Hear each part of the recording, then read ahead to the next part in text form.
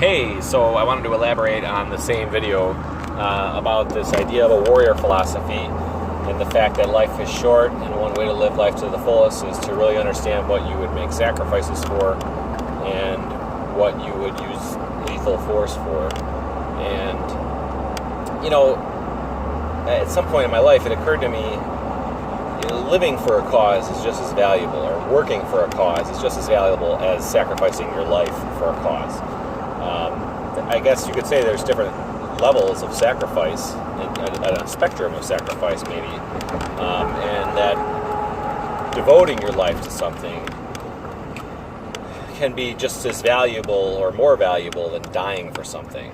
In fact, you probably could argue that it would actually be more valuable to live and work at something for a longer period of time, just from a logistical perspective. But I think that's important to mention too, that I think people can get hung up on the value of dying for a cause, and I think that's where some bad forms of martyrdom come from.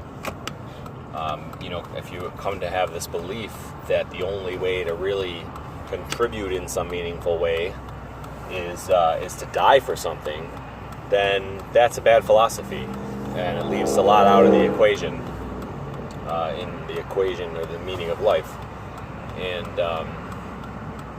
so I just wanted to add that my warrior philosophy is also about devoting yourself to something, and the value of devoting yourself to things, and the wisdom and the strategy of consistency and consistently working towards something.